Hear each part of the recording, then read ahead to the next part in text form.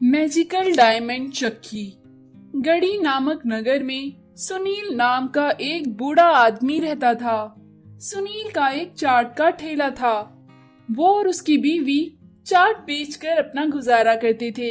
सुनील का बेटा खली चाट खा खाकर काफी मोटा तगड़ा हो गया था। खली जहाँ भी जाता बस खाने की ही बात करता था। उसी नगर में अनिल नाम का एक गुंडा रहता था। अनिल हर हफ्ते दुकान वालों और ठेले वालों से पैसे ऐंठता था। अनिल दुकान वालों से बोलता, इस हफ्ते का खर्चा दे वरना दुकान बंद करवा दूंगा। दुकान में चोरी हो जाएगी। मैं इस दुकान की रखवाली नहीं करूंगा। मुझे हफ्ता चाहिए। दुकानदार बोलता, अरे अनिल, दुकान की रखवाली तो हम खुद ही करते हैं। तुम क्या करते हो? बस पैसे ऐंठने आ जाते हो। इतनी तो कमाई भी नहीं होती जितना तुमको देना पड़ता है। अनिल बोला, चुपचाप से पैसे निकाल वरना दुकान बंद करवा दूंगा तेरी। दुकान वाला कुछ न कर सका। एक बार खली अपने माता पिता को चाट के ठेले के पास खाना देने के लिए गया। उसने देखा उसके पिता सुनील अनिल गुंडे के आगे हाथ जोड़कर दया की भीख मांग रहे हैं। खली आकर बोला, क्या हुआ पिताजी? ये भिखारी फिर भीख मांगने आ गया क्या? इसकी भीख इसको दो। इसके आगे हाथ जोड़ने का कोई फायदा नहीं है। अनिल बोला, भिखारी किसे बोला? खली बोला, मुफ्त का हर हफ्ते पैसे मांगने आ जाते हो तो भिखारी तुम ही तो हुए। अनिल बोला, मैं दुकान और ठेले वालों की दूसरे गुंडों से रखवाली करता हूँ, उसके पैसे लेता हूँ। अगर तू ज्यादा ताकतवर है तो चल मेरे से पंजा लड़ा। अगर तू जीता तो मैं कभी भी किसी से हफ्ता नहीं मांगूंगा, लेकिन अगर तू हारा तो इस हफ्ते तू डबल हफ्ता देगा। खली बोला, हाँ, इसमें कौन सी बड़ी बात है, अभी पंजा लड़ा लेते हैं। सारे लोग जानते थे कि खली अनिल से हार जाएगा और वैसा ही हुआ। अनिल बहुत ताकतवर था। खली को उसने आसानी से हरा दिया और बोला, देखा, क्या अपने आप को पहलवान समझता है क्या तू? खा खा कर बस मोटा हुए जाता है। ऐसा कहकर अनिल ने खली का मजाक उड़ाया। अनिल के जाने के बाद अनिल की माँ ने खली को खूब पीटा। क्यों रे पिताजी, अगर उससे प्यार से बात कर रहे थे तो तुझे अपनी अक्कड़ दिखाना ज्यादा जरूरी था। अब देने पड़े ना डबल पैसे। खली ने अपने अपमान का बदला लेने की सोची। खली जिम गया। जिम वाले से बोला, मेरे इस हाथ को ताकतवर बनाने के लिए क्या तुम सस्ते पैसे लेकर मेरा ये हाथ ताकतवर बना दोगे? जिम वाला बोला, अरे भाग यहाँ से। एक तो पैसे नहीं है और बात देखो सिर्फ एक ही हाथ को ताकतवर बनाना है। ऐसा नहीं हो सकता। खली ने घर आकर अपनी माँ से बोला, माँ, मुझे कुछ ऐसा सामान चाहिए जिससे मैं कसरत कर सकूं। क्या कुछ पड़ा हुआ है? उसकी माँ बोली, स्टोर रूम में जाकर देख ले, क्या पता वहाँ कुछ पड़ा हो। खली ने अपने स्टोर रूम में देखा, वहाँ उसे एक बहुत पुरानी चक्की दिखी। खली बोला, अरे वाह, ये पुरानी चक्की है। इसमें मैं गेहूं चावल पीस कर अपना एक हाथ बलवान बना दूंगा। खली चक्की में घर में पड़ा हुआ गेहूं और चावल पीसने लगा।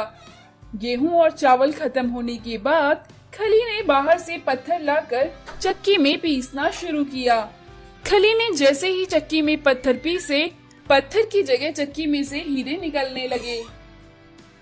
खली और उसके माता पिता ये देखकर काफी हैरान हुए। खली के पिता बोले, अच्छा, तो ये राज था इस चक्की का। हमने तो इसे पुरानी चक्की समझकर एक कोने में फेंक दिया था। ये तो एक मायावी चक्की है। उसके बाद खली रोज चक्की में पत्थर पीसता और वो पत्थर हीरे में बदल जाते। उन हीरों को बेच के खली ने नगर में स्कूल, पानी का टैंक और अस्पताल बनवाए।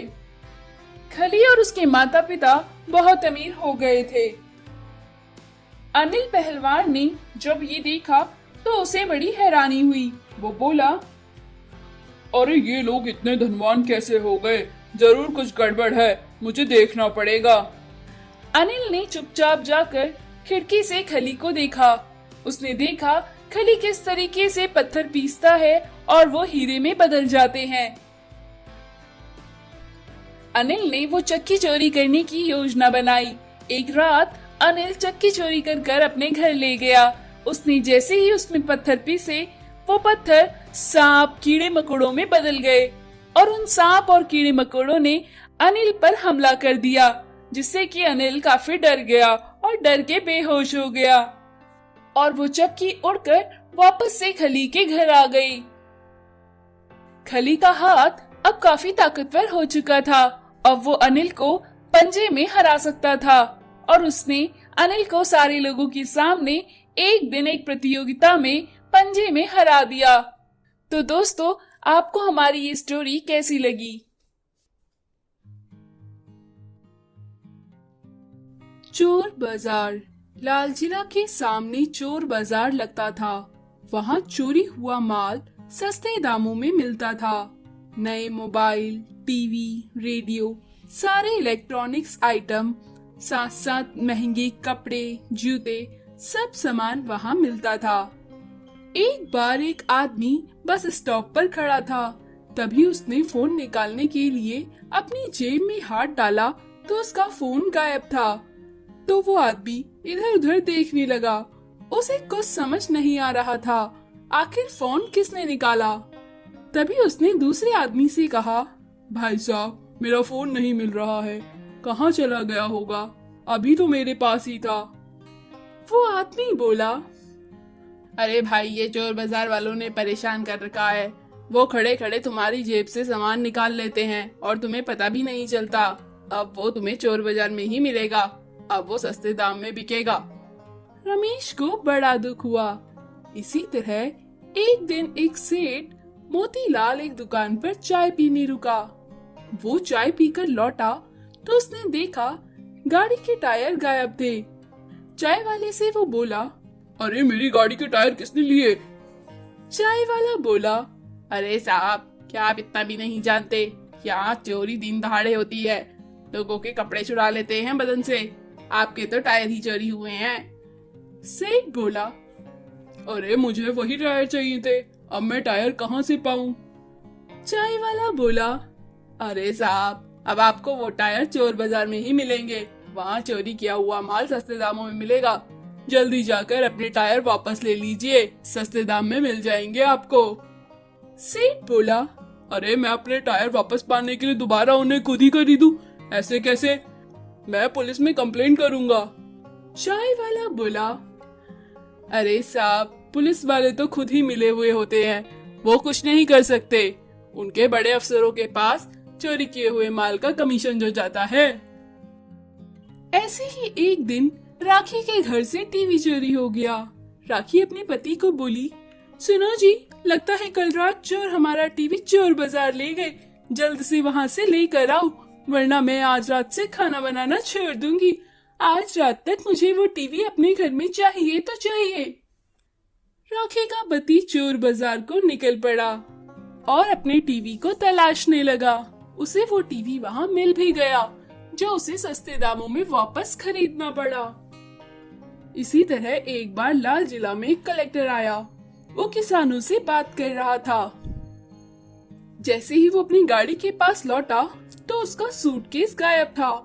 किसानों ने उसे बताया, ये जरूर चोर बाजार वालों की करतूत है, वही वो सूटकेस ले गए होंगे।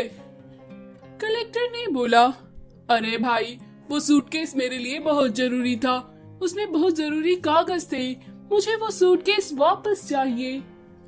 कलेक्टर ने पुलिस अफसरों से कहकर चोर बाजार वाले दुकानदारों को पकड़वा दिया।